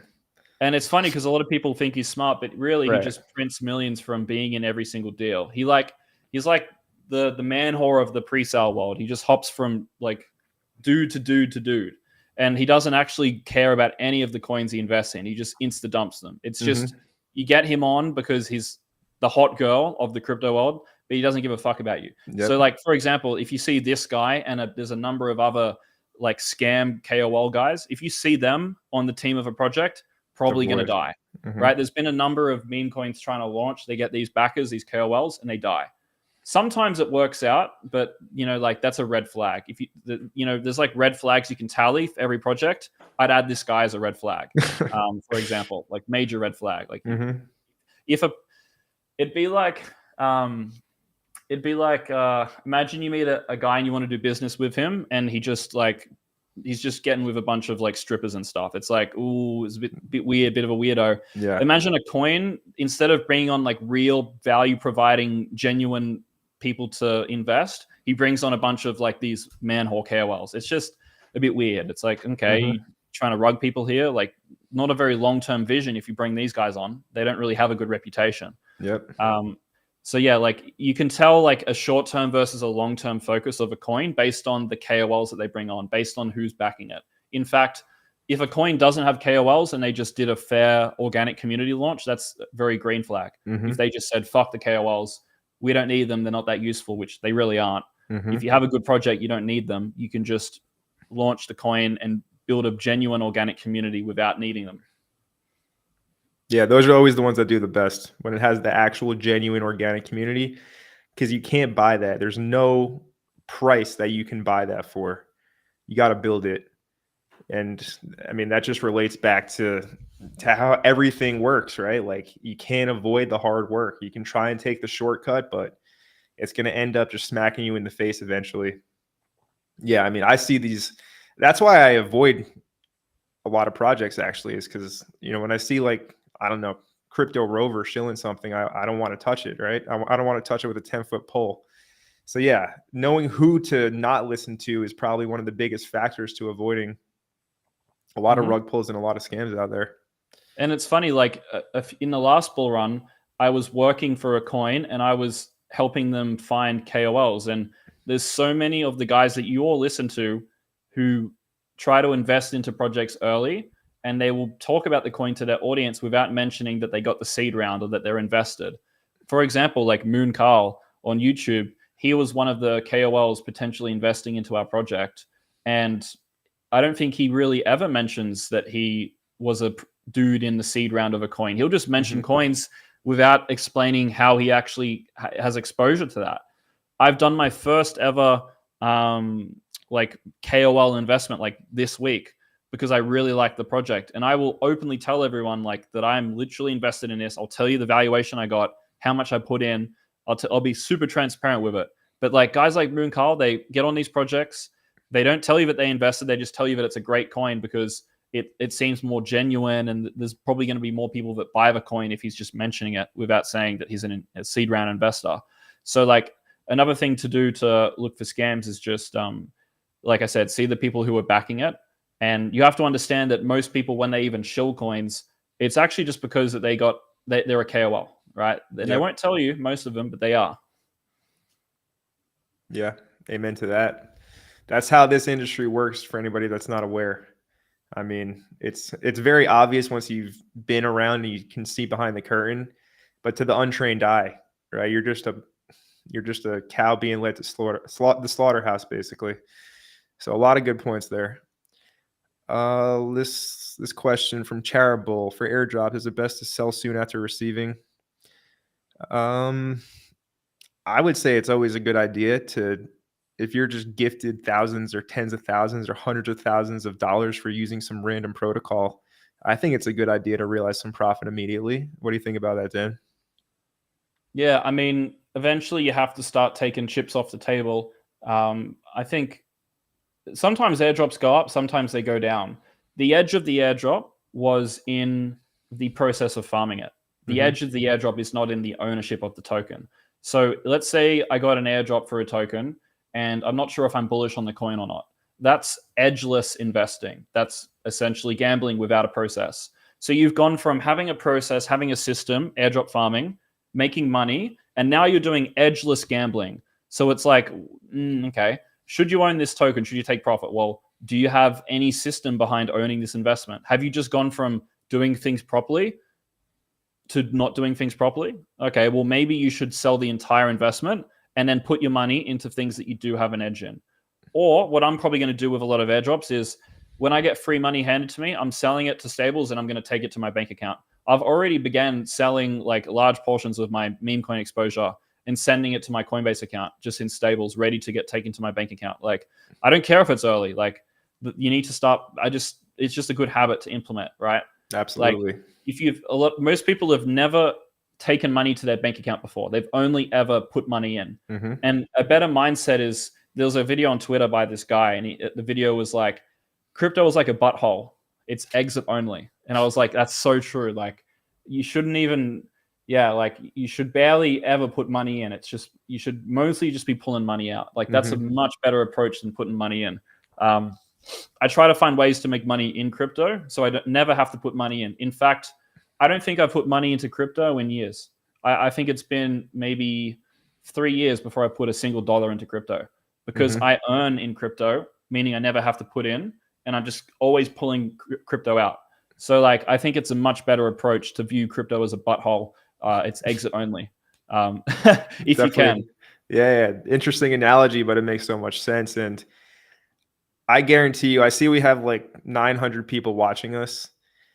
I would say at least 95% of people watching are what you just said, in the sense that they are only putting money in and they haven't taken anything out yet.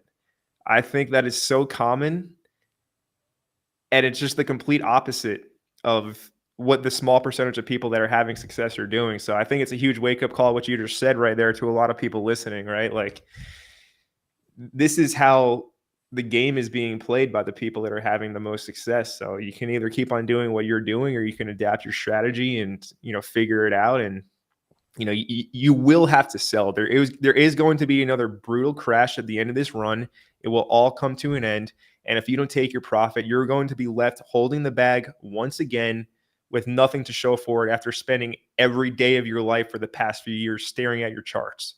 So if you don't have an exit strategy in place, you are screwed, because you will be you'll get dumped on. You will be the exit liquidity if you don't have a plan to get out of this market.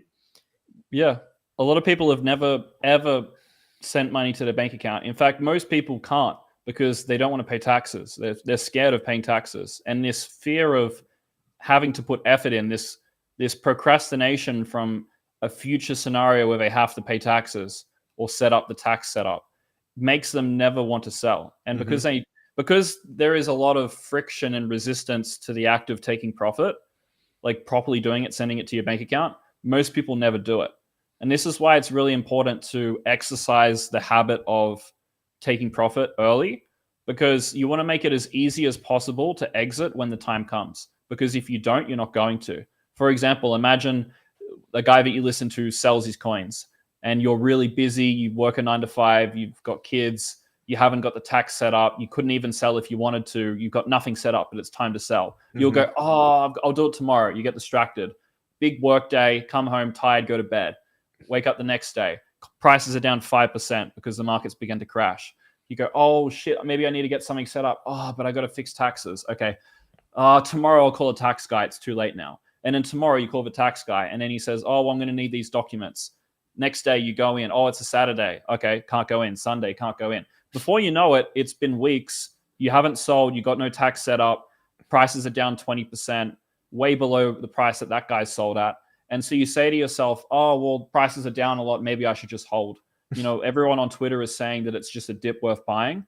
So maybe, because everyone's saying it's good, I should just hold. I should probably wait for price to go back up, and then I can sell, and then I'll look into it. And then price doesn't go back up. That's the thing. When the bull run's over, you don't get that exit that you want. No. You get the exit that you can get. You take what you can get. And then because you're in meme coins, because you're a degen, because you want to get rich quick, the coins go down faster than everything else. And then you just end up getting more and more wrecked. You're now down 40%. You can't sell because you're probably in a loss now because you bought late in the bull run. And you've just completely fucked yourself. You would have avoided this entire problem if today, 6 months before the bull run tops, roughly, whatever it is, you set up the tax setup, you had the banking set up, you actually practice the habit of withdrawing to your bank account, even if it's $100, just sell it. Just take it out. There's fees, $20 fees sending it to my bank account. What's better, $20 fees or losing your entire net worth because you couldn't sell, right? You have to remove the emotion from the things you do, and you need to look at it very logically. You are willing to spend $30 on Netflix So you're willing to spend $30 on a test withdrawal to your bank account, right? At least see if you can fucking do it. Maybe your bank account doesn't even let you withdraw crypto. A lot of you actually have bank accounts which hate crypto. And if they see that you're trying to put money from Coinbase, they're going to start giving you problems. And then they're going to tell you, nope, you're not doing crypto anymore. And then you're fucked. So yeah, you need to get it set up today, not tomorrow, because before you know it, the top's in and you got nothing set up and you lose everything. Yeah, I think that might have been the most important talking point of this entire live stream, other than all the strategy we talked about. I think that's the message that people need to hear. Because we can talk all day about trading memes and, you know, making the next 100x, but if you don't have a means to an end, if you don't have a way to actually make that money real, it's literally all for nothing. And I think you were being very kind of generous when you said, oh, you waited a few weeks and prices crashed 20%. When the bear market actually hits, in one day, your altcoins can be down 50, 60%. Yeah. Right. So you will lose your entire profits and your entire investment very quickly if you are not set up. And this is just the difference between an amateur and a professional. The professional does the prep work now. They check off all the boxes now. They do the annoying, tedious things now, so that when the time comes, they get out and they're driving their Lambo on some beautiful highway in Europe, while you guys are staring at your screen still hoping that your altcoin or your meme coin recovers, right? Like that's the difference. And it's harsh, but that's life. So yeah, really good points you brought up right there. Yeah. And most people will ask you, how do I make 100x? But they don't ask you, how do they keep 100x? I don't think anyone's ever asked me, hey, Daniel, how would I like keep like 100x on my money if I ever hit it? No one ever asks once they make the money, because they think that them as their current state can make 100x and they can keep it without having to do any sort of deep work or building systems or anything. It's never it's never like, how do they keep it? It's always, how do they make it? And that's why all of you guys are going to make money, but you're not going to keep it, because you've only asked half the question. You've only asked the first half. You're not concerned about the second half, and that's where you're going to lose it. If you don't have a plan to keep the profit that you make, you're going to lose it all. So start asking the right questions. Start asking like, hey, Daniel, like, what's a good tax setup? Because I'm probably going to make, hopefully, a bunch of money. I want to prepare for this. I want to be ready for it when it comes. Because a lot of you, like, you're just saying to yourself, oh, I'll make the money first and then I'll worry about it. But I mean, maybe when you build a business, worry about registering a business name and all that shit once you've proven that you can make some money. Yep. But like, if your business is doing 10 mil a year, you probably should have set it up before then, right?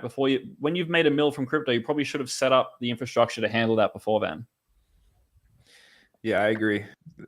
You got to do the prep work. You can't avoid the necessary building blocks, building the foundation. And most people, unfortunately, they just want to avoid everything. Let's see if we got any more good questions here.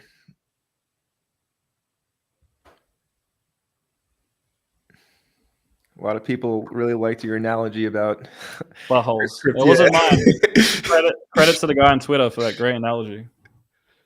That's funny. I mean, look, I think we covered a lot here. If anybody has any final questions, now is your time to ask them. If you guys have final questions, send them through. We'll keep an eye on it. Yeah, I mean, we've discussed a lot today. I mean, we covered everything that I want to talk about. Here's a question. They were addressing you, Dan, but I want to take this one first and then let you answer. So this person says, what do you think about staking Atom, TI, and J for airdrops? Don't do it. If you have to lock up your coins for 21 days, if there's a 21-day unstaking period, you should not stake your coins. And oftentimes the amount of coins you get for staking Atom, for example, that ecosystem, the amount of airdrop you receive for staking is just not worth it. So that's my take on it. But Dan, I'm curious if a different take. Yeah. So there's two ways to make money in crypto. It's either yield or delta. Yield is you put money into something, you're sort of like lending money in a sense, or you're using money to sort of secure something and you receive like money back. So let's say you put $100 into staking and you get $10, 10% APR a year, or you put money into a liquidity pool. That's the first way to make money, yield. The second way is delta. So you buy something, let's say a coin at $1 and you sell it at $5. So you made a 5x on your money, right? It's the price change of the asset. So in crypto, the money is not in yield. Unless you've got millions of dollars, don't worry about yield. But the problem with yield in crypto is you, let's say, can make 20% a year, but you risk your entire portfolio. For example, when you provide liquidity on Uniswap, we talked about this already. If they rug the liquidity pool, you lose all your money. Yep. If there's a hack, if something goes wrong, if the coin dies, whatever, your money's gone. So liquidity pool, let's say you make 20% a year, but you could lose, you have a non-zero chance of losing everything. And that's a bad setup because the only time that a 20% yield is going to be worth something is when you have like $1 million. So you're risking $1 million to make 200K a year. Not really a good trade-off. So what's the big money in crypto? The big money is in delta, right? You're here because the upside's asymmetric. You're here because something goes up 100x and then it drops 99%. That's what you're here for. So if you're locking up tier for 20%, let's say a year, but you can't sell for 21 days, meaning if you want to sell, right? Let's say today your favorite guru says they're selling tier and you now want to sell it. You have to wait 21 days for you to be able to even sell some, meaning that when you go to sell, the token could be 10, 20, 40, 50, 60% lower than when you wanted to exit. So all that yield that you just made is lost in the space of 3 weeks because you couldn't sell when you wanted to. So yeah, you can do yield stuff in the bear market, maybe at the beginning of the bull, but you should unlock your tokens at least 6 months before when you think the top of the bull run is, because you need flexibility to be able to move fast and make quick decisions. Because if you don't, you're going to fuck yourself over. Yep. So last bull run, I was big into like staking because I was oblivious. Like ignorance is bliss, as they say. And I made a lot of like staking tutorials on YouTube, like how to stake your Cosmos Atom. And it was, if I could go back in time, I would just completely avoid that. The 3-week unlock period can mean the difference of making a 10x or a minus 10% gain. So yeah, just if there's a staking unlock period, I would just avoid it like the plague and not overcomplicate it. I literally do zero staking. I don't think I have a single dollar locked up. Maybe like $200 from the last bull run. Everything's liquid. Everything's moving, ready to move, ready to sell if I ever need to. Yeah, and that comes back to like the people that you listen to, because I know there's a lot of people with a following on YouTube or on X, and they're telling people like, oh, and these people are always promoting like the worst coins at this point, like Polkadot, for example, right? You got people like talking like, oh, you should be staking your Polkadot and all this. It all comes down to who is your source of information, who are you listening to, and if you're still following somebody that's talking about staking your TIA, your Atom, or your DOT, I would do some landscaping on your list and kind of trim out the weeds, because there's really no need to take in that information. It's only going to cloud your judgment. Yeah, I think in crypto there's like levels to crypto, and at certain levels you have certain beliefs, and at like level 6 people think yield's good, and then you get to level 9 and you realize, oh, yield's stupid. And when you're at level 9, you look down at level 6 and you go, huh, it's funny, like these guys are clearly on level 6. But when you're on level 1 and you look up at level 6, you go, oh wow, staking tier, this guy's really smart. But when you're on level 9, you're like, this guy's a fucking retard. Like he should not be teaching. But when you're level 1, you just think everyone's smart. You think the dude on level 4 is smart. You think even level 2 is good. So if you're a level 1 or like not even a high level on the crypto game and you're listening to a guru, just be careful. Think what level they're on. You should try to, you can't, in a lot of things in life, you can listen to one level above you. So for example, if you're learning tennis, you can learn the basics from the grandma who's played tennis for for her life, and she sort of sucks, but she knows the game, because there's not much risk. It's not like you're going to sprain your ankle because granny said to hold the racket this way. There's no risk with learning from someone a little bit better than you. In crypto, if you learn from someone just a little bit better than you, you're going to completely fuck yourself, because you're probably shit and he's probably slightly less shit. In crypto, you either have to learn from guys who are really, really good, or you just don't learn from anyone. Now, the one exception to this is if you learn from, let's say, someone teaching you how to use MetaMask or how to open a Binance account. Right, very basic you can learn from those people, basic knowledge. But when you're in the field of where expertise is an absolute requirement, where there's a ton of risk behind what you're doing, you should only listen to a professional. And this is what they will say with any risky activity in life. What do they say? Do not do this this is only done by trained professionals. It's like only do this with the help of a trained professional. Don't do this at home. Yeah, don't do this at home. That should be the warning label for most things that you do. Don't do this at home unless you're learning from a pro.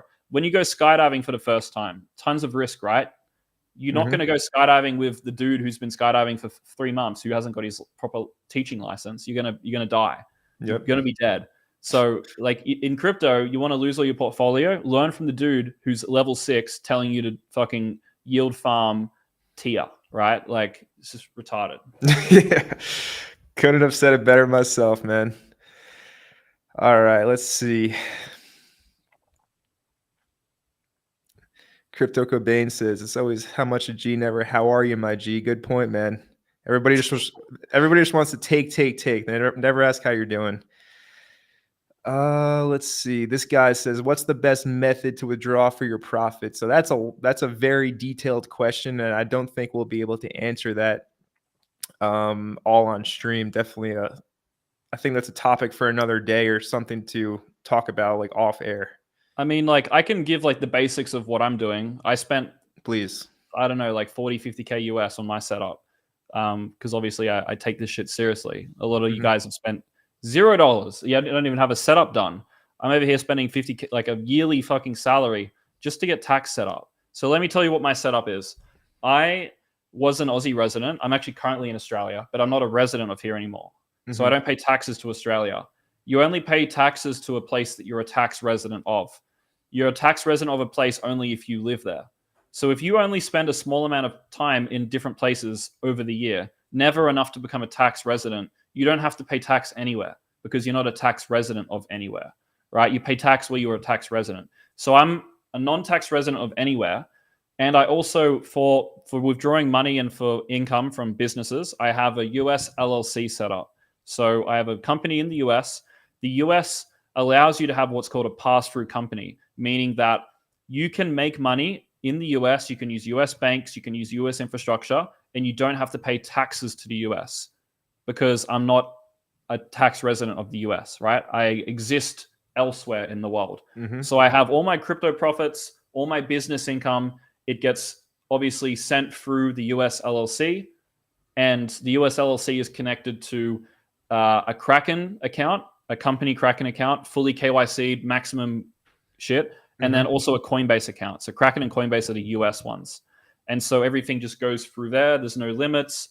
I have 2 personal US bank accounts set up, and I also have a business bank account. Mercury is a really good business bank account, my favorite bank of all time, and then just a couple random ones. And what you do is you go to the US and you go into a bank and you say, hi, I want to open a non-resident bank account. And they look at you funny and they ask you why, but you just tell them you just want one because I might be spending more time in the US, and then they let you open it. And it's a non-resident bank account, completely legal, no problems. As a backup, I also have a Dubai residency, not tax residency, different thing, residency. So it means that I can get the banking, the infrastructure in Dubai. And if I ever need to become a tax resident of somewhere, I just go to Dubai for 3 months, register for it. Now I'm a Dubai tax resident. And that's a backup setup. So let's say anything goes wrong with the US one, unlikely but possible. I have this backup setup where I have a company in Dubai. I have a Binance UAE bank account, a Binance account, and then obviously UAE bank accounts. And then I can always use this Plan B infrastructure as well. And that allows me to have basically infinitely scalable onboarding and offboarding with zero tax whatsoever, ever. Yeah, you just dropped the sauce right there.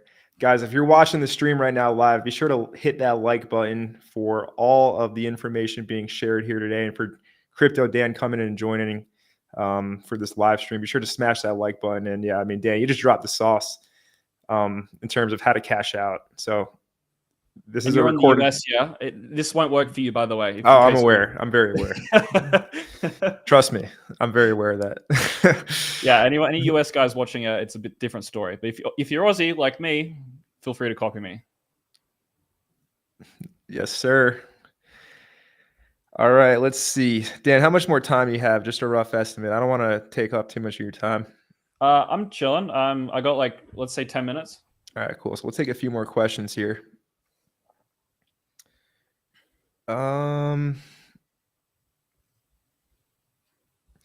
This guy says, when creating an exit strategy for a shitcoin, what would be 3 factors you would be looking for? I'll take this one first, and then I'll let you go Yeah, ahead go for it. and share. So what I would be looking for to exit a shitcoin, you have to know the position of yourself and everybody else in the market. If you bought and you're up 2x and you were pretty late, that means there's probably some people up 10x, 20x, maybe 50, 100x. So you have to look at the chart and you have to determine where everybody else is at, because you will be exit liquidity if you keep on waiting. So what I would say is it's wise to realize your initial investment not right away, because you don't want to dilute your gains. So let's say, for example, you sell your initial investment on a 2x and the coin ends up going on 100x from your entry. You just diluted your gains from a 100x to a 50x, right? So generally speaking, I look to take out my initial from like anywhere from a 3 to a 5x if it's a meme. I still am in a lot of these utility like AI coins, stuff like that. So for those, I'm a little more aggressive. I'll wait for like a 10x or so. But I mean, a shitcoin is a shitcoin, right? So they're both considered, like you said, the whole entire market is basically a scam at this point. But yeah, I would look to realize my initial so it's risk free. And then, I mean, how I do it is if I'm up massive, I just like slowly incrementally scale out, just like I would scale in DCA in. I just DCA out as well. And that's worked well for me. There's been times, obviously, where I should have just one clipped it and just market sold everything because the coin had gone down significantly and I could have realized a lot more profit. But there's always 2 edges to the sword, right? What if that thing kept on pumping? You would have been able to take out more. So yeah, I like the scale out approach. And I like to realize my initial investments after a 3 to a 5x. Mm-hmm. I agree with not realizing on a 2x because it really does fuck with your returns. I think the way that you look at it is just when you build a strategy, there's like a number of different factors to consider. So for example, if let's say you're doing a basic trading strategy, you'd say, okay, how many trades am I winning? How many trades am I losing? What's my like win-loss ratio? Mm-hmm. And then you ask yourself, like, how much am I like winning when I win? How much am I losing when I lose? And then you might ask yourself, how many times do I get this? Like, what's the setup that I need? Like, is there a specific setup that I need to get an entry? And then once you've mapped out all the different parts, you've got like you basically put the pieces of the puzzle together. You can then see if the puzzle looks good and you know if you've solved it properly. So for example, with meme coins, if you've done it for let's say 6 months, you might go, okay, I bought 57 meme coins. I got rugged 40 times. 7 of them went 100x, and then 10 of them went 5x. And then you can take this data and you can go, okay, based off what's happened, if I was to sell half on a 2x on everything, I would have performed this well. Maybe you could have done a calculation. I would have done this return. Mm-hmm. If I would have sold half on a 5x, I would have got this return. Maybe that return's better. And you can actually like map out what makes sense based on looking historically, or even just, you can just use what you think makes sense. For me, if I'm buying a meme coin, it's 0 or 100x. That's my mindset. But Same. I will realize profits along the way if it makes sense. So for example, I sold 25% of my Toshi at a $170 million market cap roughly, because I realized that it's at a point where a portion of the thesis has played out and it would be stupid not to take some out. And I saw a lot of euphoria on my news feed, and also the thing's up fucking 80x. It's like I'm gonna take some profits. But like if I was, let's say, later in the cycle, I might start taking profits earlier. So another factor is like, where are you in the cycle? If you're in like the final innings, you might want to, you know, be more aggressive. You might want to sell, not necessarily earlier as in like after 2x, but you might want to have a smaller holding time frame. You know, instead of wanting to hold a meme for months, you might want to sell it after a couple of weeks. Mm-hmm. So there's different factors, but you know, you said an exit strategy, and that's why I answered it from the perspective of a strategy. A strategy is putting all the back testing the moving components together and spitting out the data that gives you the highest return. For example, just one more example, when I was designing my the Hunter algorithms, right, which is my like buy low, sell high indicator, and I was trying to map out like how much should I buy on each signal? How do I determine what a good or a bad signal is? We would look at like the past historical data of like how many times was the algo correct? When it was incorrect, was it massively incorrect, or did it just go down a little bit and then up? And we sort of mapped out, okay, this is how many times we won, how many times we lost. This is how much we won, how much we lost. And we mapped out what made sense to buy and sell and what gave us the highest returns. And, you use that data to, sort of make your decisions. But for meme coins, like you said, a simple data set that you can't ignore. Don't sell half after a 2x. It's stupid. Yep. It's 0 or 100x. That's sort of the idea. Yeah, and then when you see a stupid, absurd green candle, it's generally a good idea to at least take some off the table, I would say. Because let's be real, like you want to sell into the volume. You want to sell it into the green. You don't want to sell when it's red.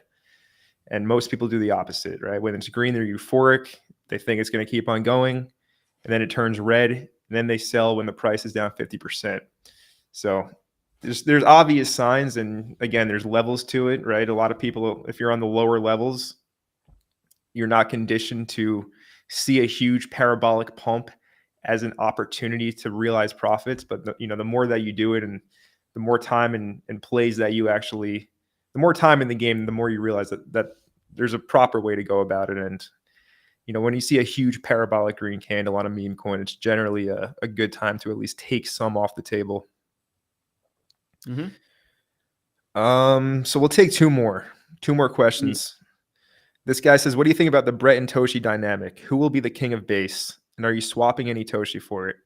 I think this one is addressed to you, Dan. Yeah. I don't want to cause problems because, a lot of people that I am friends with are big on Brett, and I don't have anything against Brett, but Brett is 100% like a cabal coin. It's not a fair launch organic token like Toshi. There is 100% some sort of insider KOL thing going on behind it, which is fine. Most coins in crypto have KOLs. Most coins in crypto have insiders, and it's rigged. Most coins are like this, like 95% of them.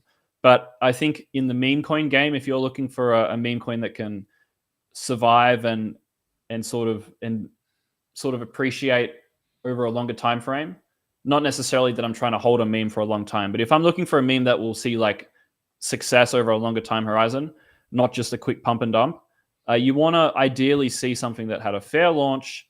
It's got an organic, not paid for, not shilled, no whitelisted early wallets, no pre-sale, none of that shit. Just like a nice organic fair launch token. And if you look at all the memes that hit the highest valuations, they all were that. They existed for a long time. They had a fair launch, organic community. There was no team, no insiders behind it. For example, Dogecoin. I think SHIB was a normal launch. I'm not actually 100% sure on that, but maybe SHIB. Bonk is another example. Like these are all very much community-led, sort of more fair projects, in my opinion, that have existed for quite a while. There's a real community behind it, and it feels organic. And that's what I look for when I'm investing into memes. So, for example, I like Bowden. As far as I'm aware, there's no big KOL insider thing going on there. It's just a coin that launched, and it just sort of took off. And that's what I like to see. So maybe Brett could do well. Maybe it takes over. Maybe I'm wrong. But that's, the game is not about it's not about never being wrong. It's about sticking to your strengths and being right more than you're wrong. So I could be wrong here, but I'm still making tons of money, and that's okay. So I could be wrong, but that doesn't even matter. And yeah, that's the most important thing right there. Like, you said you don't want to piss anybody off, and crypto shouldn't be so tribal where it's like communities going up against each other and cursing them out like a Call of Duty Modern Warfare 2 lobby back in the day, right? It doesn't need to be like that. For example, there's one coin, Hedera Hashgraph HBAR, which I used to be a fan of, but I changed my stance on it. No longer a big fan of it, but a huge news release just came out that BlackRock is putting some kind of tokenized money market fund on their network, right? And I've always said in my live streams and in my videos, I've always said, like, look, I don't like HBAR anymore, but I hope that all you guys holding it do well, and I hope you all make money.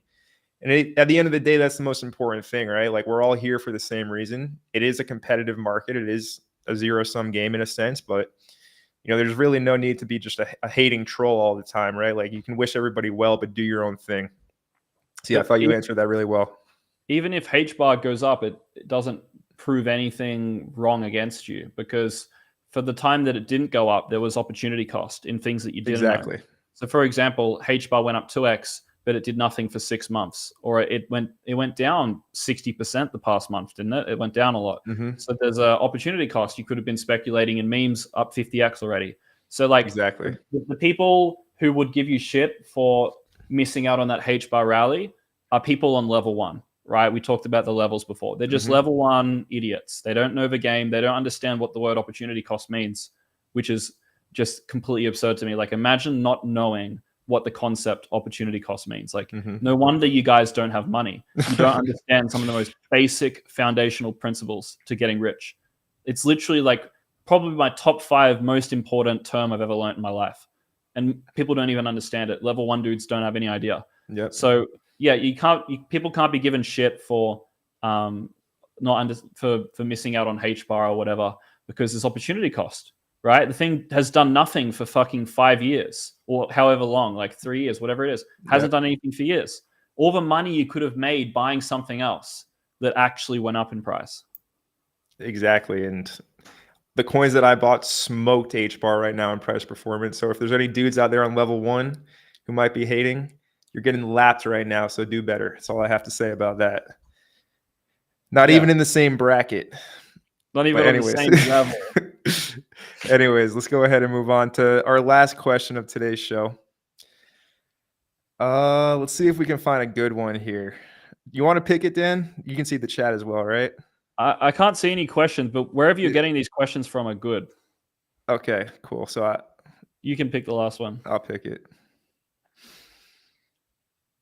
Let's see. All right, this is kind of a good question. I think you'll have some good input about this. So this guy says, Benjamin, he says, how do you decide or think around how much to reinvest in business versus how much to invest into crypto? I would say everything into your business first. And then if you have leftover, put it in crypto.